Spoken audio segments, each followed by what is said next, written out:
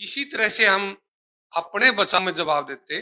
Doctor साहब ने जवाब दिया कि हम पहले 5.3% 3 टन के आसपास जहर डाल रहे थे और इस साल हमारा 5.1% 1 टन जहर डाला है।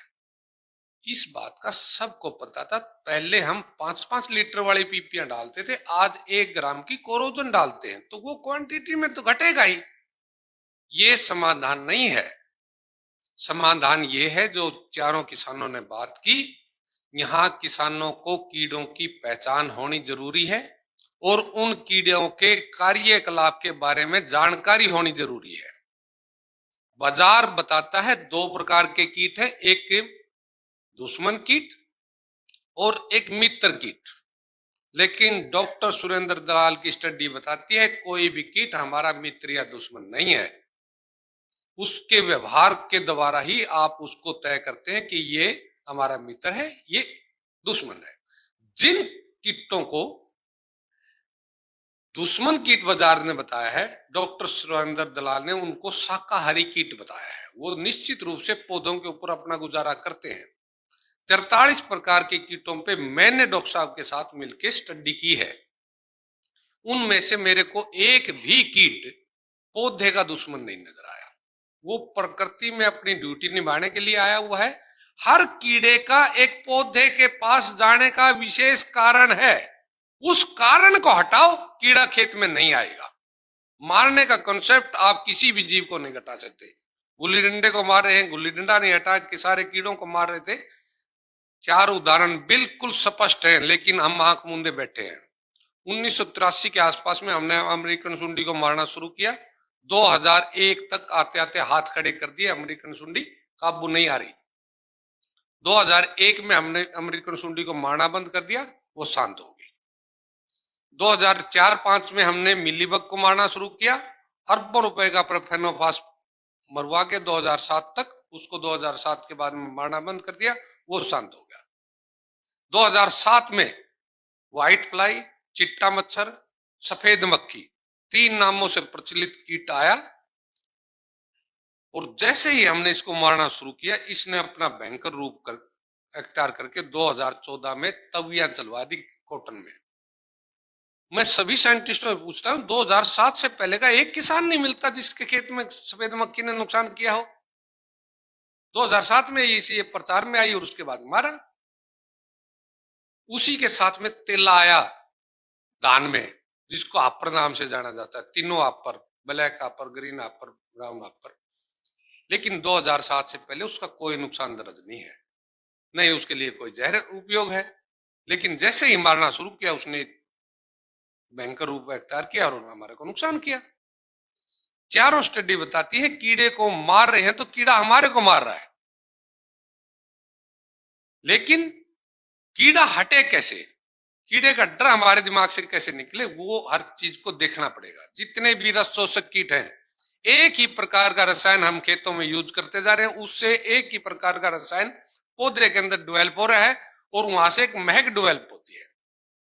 जिस कीट का भोजन जहां पे होगा, जिस जीव का भोजन जहां पे होगा, वहां पे वो पक्का जाएगा। अभी आम पकेंगे तो मेरे को महक आएगी, क्योंकि वो मेरा भोजन है।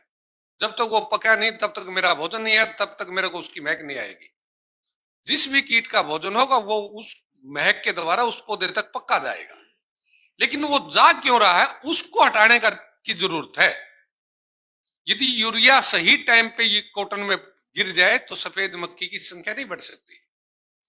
लेकिन संख्या को घटाने के लिए जो मारने का प्रकल्प हमने किया, उससे सारे मांसाहारी कीट जो दूसरे कीटों के अंदर अपने बच्चे पड़वाते हैं, वो कीट जो ईरो और इनो 99% सफेद मक्खी को कंट्रोल करती हैं, वो जाती रही, क्योंकि वो छोटे थे और जहर के कारण जल्दी मर गए।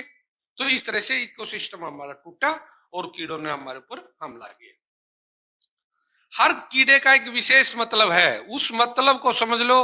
अभी मई जून में गन्ना, जिसको हम कमाद बोलते हैं, उसके बीज का जो पत्ता है वो सूख जाएगा और दूसरे लोग क्या कहेंगे, इसमें कोरोजन जैसी जहर मारो, ये कीड़ा मर जाएगा। रियलिटी क्या है, गन्ना 35 डिग्री से ऊपर का टेम्परेचर सहन नहीं कर पाता, इसलिए वो कीड़ा उसको ऊपर बढ़ने से रोक रहा है। वो जिसका बीच वाला पत्ता सूखा है, उसके नीचे जाके देखो, उसके फुटाव 2 बढ़े हुए हैं। कि आपने प्रोडक्शन चाहिए नीचे वाले में से आ जाएगी, उस बीच वाले से क्या जीतती है।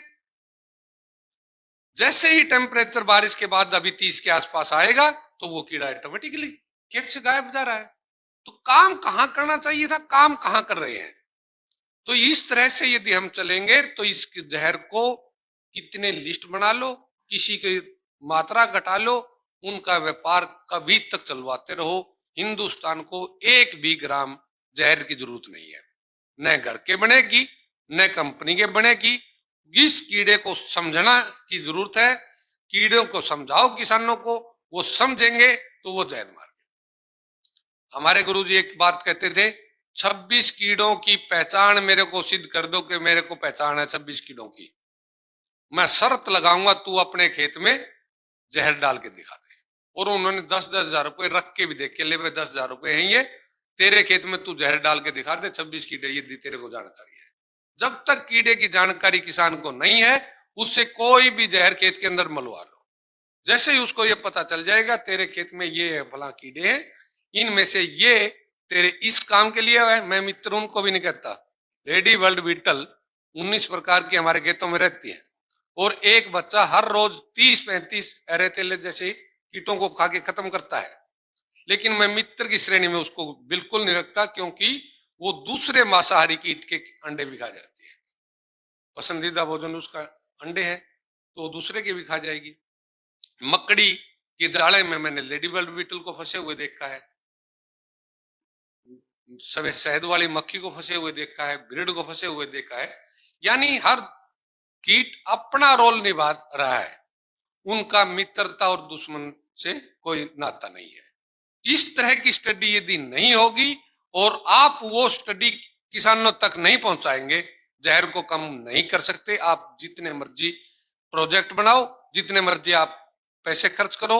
और कमाल की बात है, जब यहाँ पे सब अपने अपनी बातें रख रहे थे, बीच में वो ताल टूटी, थोड़ा बहस का विषय आया, तो वो इस कारण से आया कि हमारी बासमती विदेश में बैन होगी।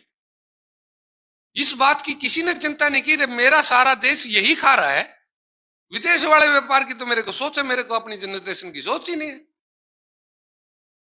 तो ये थोड़ी थोड़ी कड़वी बातें हैं, रियलिटी है। 43 के 43 कीड़ों का मेरे को पास पूरा ज्ञान है।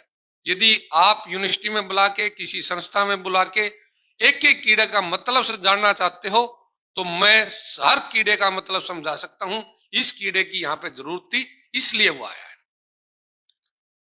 टिड्डी दल में 4 प्रकार के टिड्डे यहाँ पे मुख्य रूप से रहते हैं, 8 प्रकार की मतलब टोटल संख्या रहती है।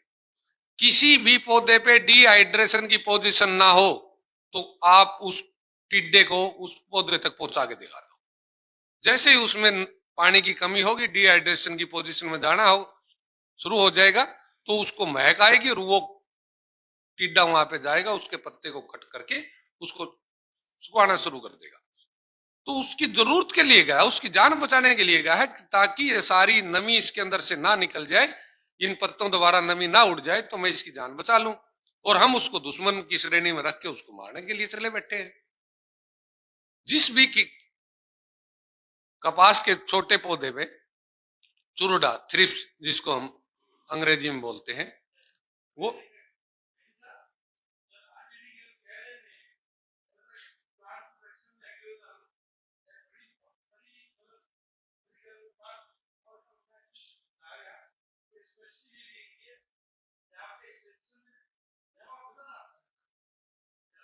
ये 43 के 43 जिसको बाजार दुश्मन कहता है, मैं हर कीड़े का मतलब बता सकता हूं कि ये इस मतलब से इस पौधे के पास आया। इस मतलब को हटाने के लिए हमारे पास ये तरीका है।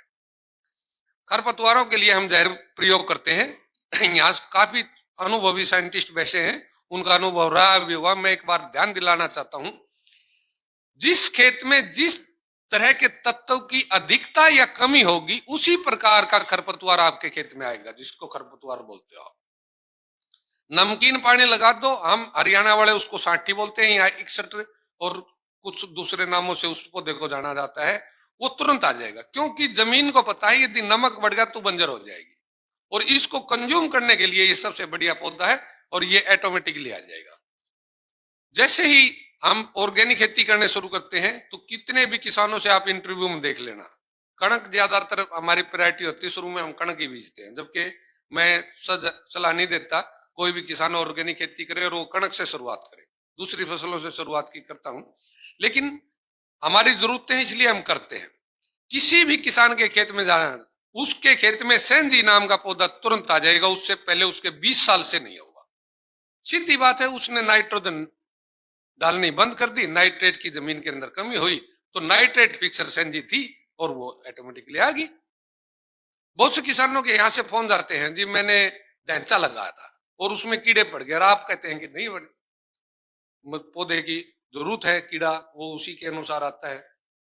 भाई जी आप एक बार गौर से देखो, आपके खेत में नाइट्रोजन की कमी नहीं है तो नाइट्रोजन पौधे फिक्सर पौधे को कैसे आने देगी? उस खेत में यदि आपने यूरिया वगैरह डालना बंद कर रखा तो फिर यदि आपके ढैंचे के अंदर कीड़ा आता है तो फिर मैं जिम्मेवार हूं, क्योंकि जिस प्रकार के पौधे की वहां पे जरूरत है उस प्रकार के पौधे को कोई भी कीड़ा नुकसान नहीं पहुंचाएगा। यही बीमारियों का है, यही खरपतवारों का है, जिसको आप खरपतवार कहते हैं। हर खरपतवार इंडिकेटर है आपकी जमीन में किस प्रकार के तत्वों की कमी या अधिकता है, उसी के अनुसार आपके खेत में आएगा। उसकी जब आप पूर्ति कर देंगे तो उसके बाद खरपतवार तो आएंगे लेकिन दूसरी प्रकार के आएंगे। जब यहाँ पे हम छोले बीजते थे, चने बीजते थे तो प्याजी नाम का घास आता था, जैसे ही हमने चने बीजना बंद कर दिया प्याजी ने बंद कर दिया। तो उसका एक मतलब होता है उन चीजों पे अध्ययन कराओ और देश को बचाओ। मेरा तो यही संदेश है। यहाँ समय थोड़ा मेरे को कम लग रहा है इसलिए मैं थोड़ी शॉर्ट में बातें केवल इंडिकेटर ही दे रहा हूं। यदि किसी भी यूनिवर्सिटी को मेरी जरूरत हो तो मेरा समय देश के लिए ही है। मेरे बच्चे अभी सेट हो चुके हैं, मेरे को घर की ज्यादा चिंता नहीं है। किसी भी प्रकार के कीड़े के ऊपर किसी भी प्रकार का भ्रम है तो मैं दूर करने के लिए तैयार हूं, क्योंकि गुरु जी मेरे को ज्ञान दे के गए थे और उस ज्ञान के द्वारा हमने सीखा है। धन्यवाद।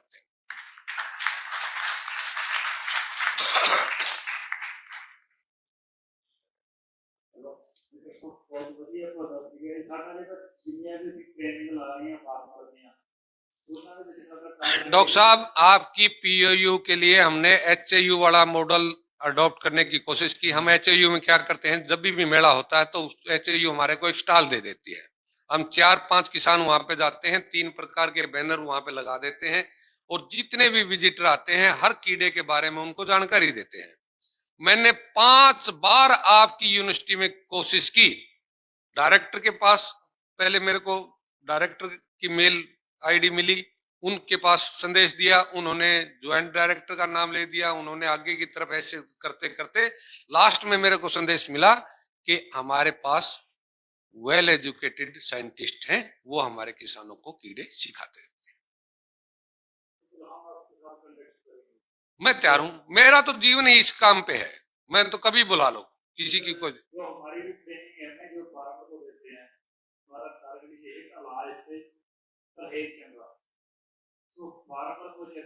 यदि जानकारी हुई 26 कीड़ों की, मैं आपसे सीख के आओ, किसी और यूनिवर्सिटी से सीख के आओ, कोई किसान ये बता दे मेरे को 26 कीड़ों की जानकारी है तो मैं उसके लिए शर्त लगाने के तैयार हूं, उसके खेत में वो जहर नहीं डाल सकता।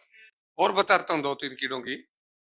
मिलीबग का जो नर है वो आम साइंटिस्ट ने नहीं देख रखा। दूसरी बात, ईरो और इन्नो नाम की जो संभीरकाएं हैं जो सफेद मक्खी के बच्चे के अंदर अपने बच्चे पड़वाती है, उसके अंदर से निकलती है। सफेद मक्खी के बच्चे को हम नंगी आंख से नहीं देख सकते कि इसका मुंह ऊपर की साइड है या नीचे की साइड है, उसके अंदर जो बच्चा होगा वो कितना छोटा होगा। और हमारी सभी महिलाएं साथी सभी ईरो इनो देख चुकी हैं, और जब भी इसका प्रकोप होता है आपको ढूंढ के वो पकड़ के दिखा देंगे जी ये ईरो है और ये इनो है। ये एक बार ऐसा करेंगे, मैं डॉक्टर सोम सिंह जी बैठे हैं और कैसा भी बैठे हैं, यदि सब उसी दिलो मैं चाहना इन जीव विज्ञान की साक्षरता यदि